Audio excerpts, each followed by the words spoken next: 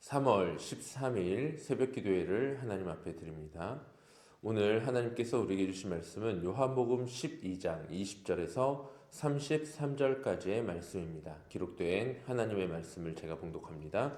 명절에 예배하러 올라온 사람 중에 헬라인 몇이 있는데 그들이 갈릴리 벳세다 사람 빌립에게 가서 청하여 이르되 선생이여 우리가 예수를 뵙고자 하나이다 하니 빌립이 안드레에게 말하고 안드레와 빌립이 예수께 말하니라. 예수께서 대답하여 이르시되 인자가 영광을 얻을 때가 왔도다. 내가 진실로 진실로 너에게 이르노니 한 알의 밀이 땅에 떨어져 죽지 아니하면 한 알 그대로 있고 죽으면 많은 열매를 맺느니라. 자기의 생명을 사랑하는 자는 잃어버릴 것이요 이 세상에서 자기의 생명을 미워하는 자는 영생하도록 보전하리라. 사람이 나를 섬기려면 나를 따르라. 나 있는 곳에 나를 섬기는 자도 거기 있으리니 사람이 나를 섬기면 내 아버지께서 그를 귀히 여기시리라. 지금 내 마음이 괴로우니 무슨 말을 하리요. 아버지여 나를 구원하여 이 때를 면하게 하여 주옵소서. 그러나 내가 이를 위하여 이 때에 왔나이다.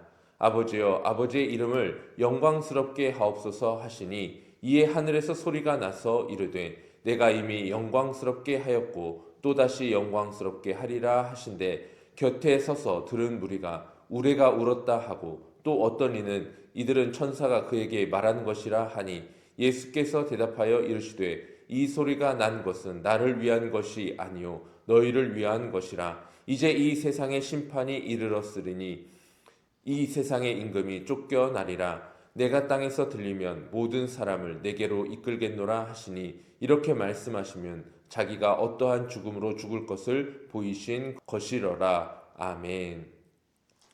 오늘은 모든 사람이라는 제목으로 함께 말씀을 나누어 봅니다. 명절에 예배하러 올라온 헬라인들이 빌립에게 찾아와 예수를 뵙고자 청합니다. 유대인만이 아니라 이방 세계가 예수님을 찾기 시작한 것입니다. 바로 직전에 바리새인들이 보라 세상이 저를 따르는도다라고 탄식하였는데 그들의 말이 현실이 된 것입니다. 그런데 예수님의 응답은 뜻밖이었습니다. 오늘 본문에서는 예수님이 헬라인을 만나 어떤 이야기를 나누셨는지에 대한 어떠한 말도 기록되어 있지 않습니다. 만나셨는지 안 만나셨는지 혹시 만나셨다면 무슨 이야기를 나누셨는지 우리는 알 수 없습니다. 대신 예수님의 이 고백이 뒤를 이어 성경 본문에 기록되고 있습니다. 인자가 영광을 얻을 때가 왔도다. 요한복음은 2장부터 줄곧 아직 때가 이르지 않았음을 강조하여 왔습니다. 예수님이 그토록 강조해 오셨던 하나님의 때 카이로스가 드디어 시작된 것입니다. 하나님의 때 카이로스의 시간, 이제 영광의 서막이 열릴 것이 기대됩니다. 그러나 예수님께서 말씀하신 영광의 내용은 왕관이 아니라 한 알의 밀알이 땅에 떨어져 죽는 것이었습니다. 영광의 때가 왔다고 말씀하셨으나 그 때가 주님이 맞이하게 될 한 알의 밀알이 썩어지는 시간이었습니다. 한 알의 밀이 땅에 떨어져 죽지 아니하면 한 알 그대로 있고 라고 말씀하십니다. 한 알 그대로라는 말이 마음에 걸립니다. 죽지 않으면 보존은 될 수 있습니다. 한 알이 그대로 있으면 그 한 알은 그 생명을 부지할 수 있습니다. 그러나 열매 없이 홀로 그대로 남게 되는 외로운 결말입니다. 우리는 손에 준 것을 놓지 않으려 합니다. 익숙한 자리를 떠나지 않으려고 하고 변화와 상실 앞에서 본능적으로 움츠러듭니다. 이러한 모습은 비단 우리의 모습만이 아니었습니다. 우리 주님께서도 이 한 알의 죽음 앞에서 괴로워하며 이렇게 기도하십니다. 지금 내 마음이 괴로우니 무슨 말을 하리요. 죽은 자를 살리시는 권능을 가지신 분께서 자신의 죽음 앞에서 괴로움을 느끼고 계십니다. 오늘 새벽 기도하는 우리 가운데에도 무언가를 내려놓아야 하는 부담감이 있을 수 있습니다. 어떤 상실의 문턱 앞에서 좌절하고 걱정하고 근심하는 시간을 가질 수도 있습니다. 그 두려움을 우리 주님은 이미 경험하셨다라는 사실을 우리는 기억해야 합니다. 그러나 본문은 이 괴로움에서 멈추지 않았습니다. 예수님의 기도가 이렇게 전환되고 있습니다. 아버지여 나를 구원하여 이때를 면하게 하여 주옵소서. 그러나 내가 이를 위하여 이때에 왔나이다. 면하게 해달라는 기도가 목적의 확신으로 바뀌었습니다. 이 전환은 인간적 의지의 산물이 아니라 하나님의 뜻 안에서 자신의 존재의 이유가 확신될 때 터져나오는 고백입니다. 괴로움이 회피가 아닌 순종으로 향하게 됩니다. 바로 그때 하늘에서 음성이 들려옵니다. 내가 이미 영광스럽게 하였고 또다시 영광스럽게 하리라. 요한복음에서 하나님의 음성이 직접 들리는 유일한 장면입니다. 아들의 괴로운 기도에 하나님께서 침묵하지 않으시고 이미와 또다시라는 말씀 안에 그동안 예수님의 모든 사역과 장차 예수님께서 주실 십자가와 부활을 하나로 묶어 받아주셨습니다. 그런데 놀라운 사실이 본문에 이렇게 기록되고 있습니다. 30절에 이 음성이 나를 위한 것이 아니라 너희를 위한 것이라고 주님께서 말씀하신 것입니다.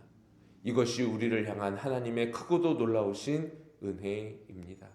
하늘의 확증이 예수님만을 위한 것이 아니라 듣는 이들 곧 우리를 위한 하나님의 음성이었다라는 사실입니다. 아버지께서 확증하신 미랄의 죽음, 그 죽음이 향하는 곳이 있습니다. 내가 땅에서 들리면 모든 사람을 내게로 이끌겠노라. 들리면이라는 이 말은 십자가의 매달리심과 높아지심을 동시에 가리키는 말씀이었습니다. 십자가는 패배의 자리가 아니라 이 세상의 임금이 쫓겨나는 심판의 자리이며 동시에 모든 사람을 그리스도께로 끌어당기시는 생명의 자리입니다. 우리는 오늘 이 모든 사람이라는 말씀에 주목하여 봅니다. 본문 첫머리에 예수님을 뵙고자 하였던 헬라인들이 있었습니다. 성경은 이들에게 직접 어떠한 말을 했는지 기록하고 있지 않습니다. 그러나 여기 모든 사람이 바로 그 헬라인들을 포함한 응답입니다. 유대인과 이방인의 경계를 넘어 한 알의 미랄이 죽어서 맺은 열매가 모든 사람에게 미친 것입니다. 지금 우리는 사순절을 보내고 있습니다. 사순절은 우리가 무엇을 절제하고 견디는 기간이 아니라 한 알의 미랄이 되어 땅에 떨어지신 예수 그리스도를 바라보며 묵상하는 시간입니다. 오늘 본문이 바로 그 사순절의 한복판을 가장 환하게 비추고 있습니다. 괴로워하시면서도 이를 위하여 이때가 왔나이다 라고 말씀하시며 그 걸음을 십자가를 향해 한 걸음 한 걸음 내디디고 계시는 주님의 걸음이 보여집니다. 그리고 그 걸음 끝에서 모든 사람을 내게로 이끌겠노라고 선언하셨던 주님의 음성이 들려집니다.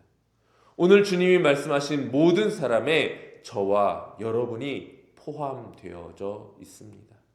아무런 자격도 조건도 갖추지 못하였지만 주님은 그 모든 사람의 자리에 저와 여러분을 초대하셨고 친히 자신의 몸을 한 알의 미랄처럼 부수어뜨려 우리에게 참 생명을 부어 주셨습니다. 그리고 주님은 나뿐만 아니라 내 주위의 모든 사람에게도 주님이 되기를 원하십니다.